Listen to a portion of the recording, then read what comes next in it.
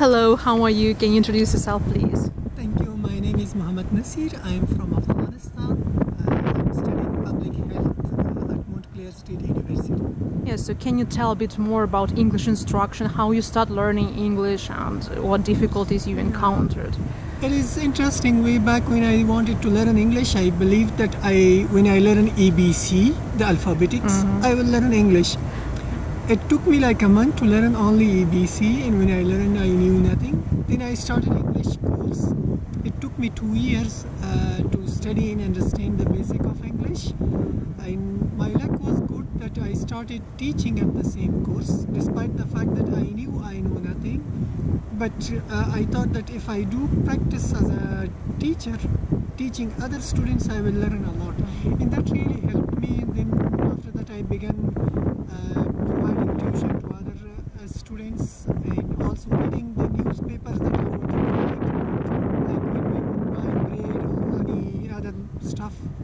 So that would be wrapped up in a newspaper, and when I find it that it is English, so I would read it and I would take out all words, and I had kind of lended a dictionary from someone, and I used that dictionary to find the meaning of those words, and then I would start writing that word for 20 times to learn and memorize. So this way I improved my vocabulary. And the funny side of my English learning was that I used to speak with myself English a lot, and that helped me. But with the passage of time, then there was internet and all those facilities, so I started reading news in BBC and also reading New York Times. So that really helped me improve my English. And how old were you when you started, and what was the motivation? It was grade 7 of school when I started English, and the motivation was that English is a knowledge. English is not a language. If you understand English, you can do everything. You can have a good job, you can have better salary, you can have better life, you can get admission at high level institutions and all these things. So all these made me start studying, and then at grade 9 when I finished that system of English, I started teaching. But I feel like I managed to learn more as a teacher rather than being as a student. Comparatively, the structure that we have in our country for English learning courses are not very kind of credible. Everyone who graduates from that particular system, then he would start teaching as I did. So when I started doing teaching, then I learned a lot of English. Yes, and what kind of difficulties did you have in terms of learning some aspects of language? Most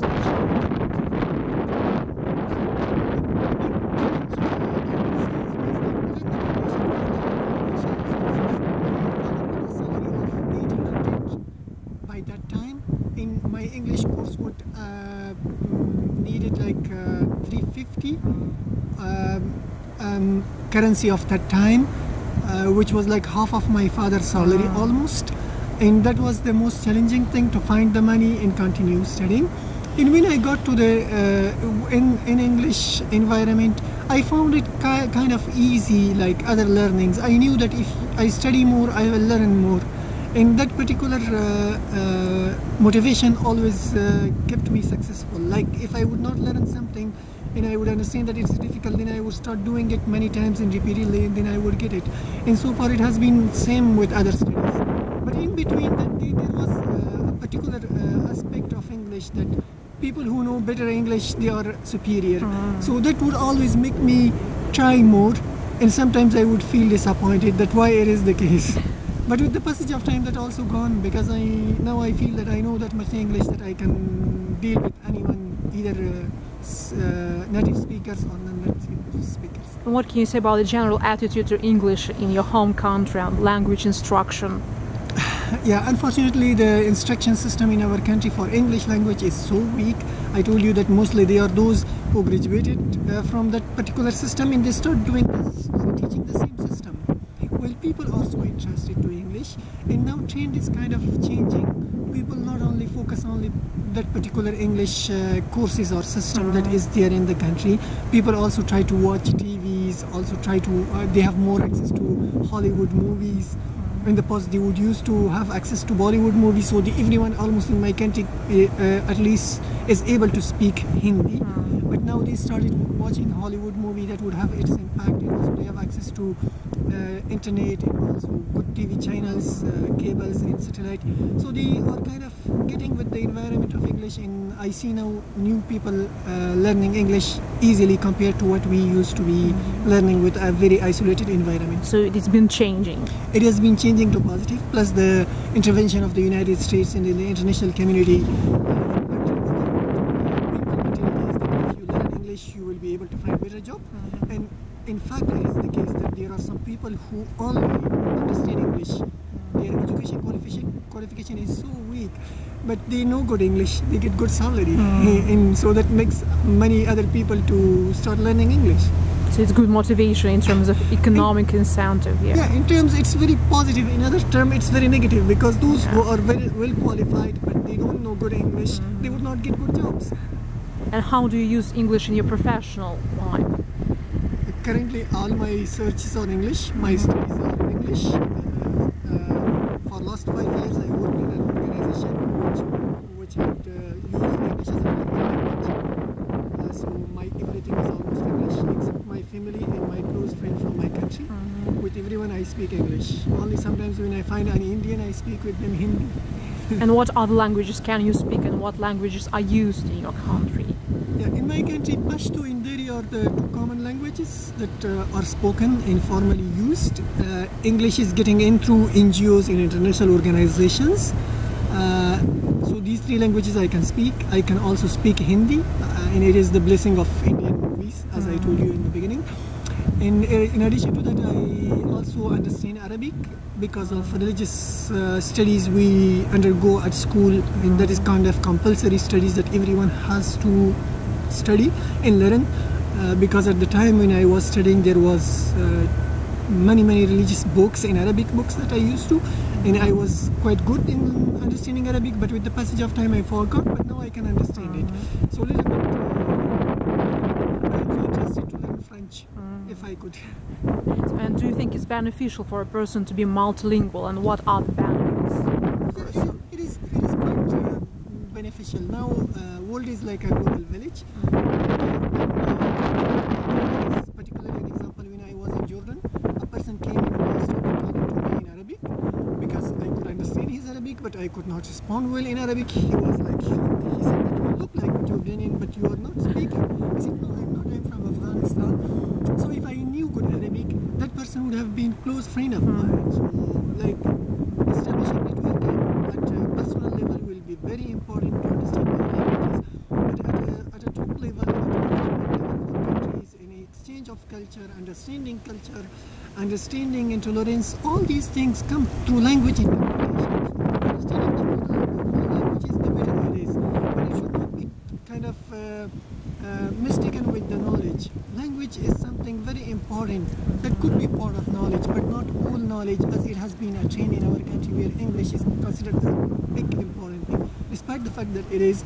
But in our country, it's not too much. Do you think you switch personalities when you switch languages?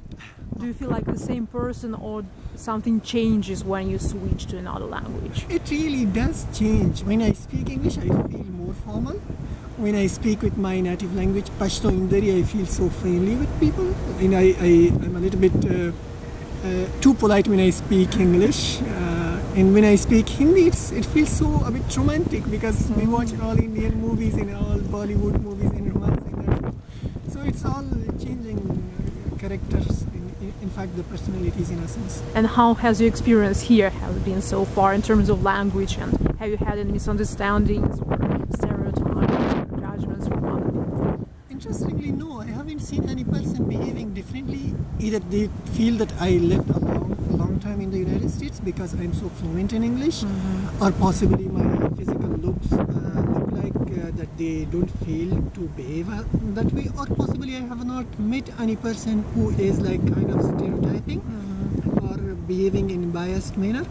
So I have not faced any such problem, and I'm enjoying here studying. It's a good experience. I needed a break from activities, work and office, and this is a good opportunity. Plus the professors, the classmates, people around are so friendly. I find it very interesting and a very learning experience. And what kind of advice can you give to people trying to learn other cultures, languages, who are maybe nervous about coming and being exposed to another culture? Yeah, the first most important thing is that everyone is human being. So whenever you want to see someone in order to get to that culture, listen. Listen to them. The better you understand, and the better you can react, and they will also have a good impression out of you. So for when I'm here, I always try to listen to people rather than taking into the discussion. So once I hear them and how the pace of the environment is, what their behavior is, then it really helps. The second most important thing is that not to stereotype. Some people think that people in the United States are so arrogant. That is not true. Maybe they would be individual, but you see many people, they are so welcoming, they are so friendly. When I'm walking in the park, so they say,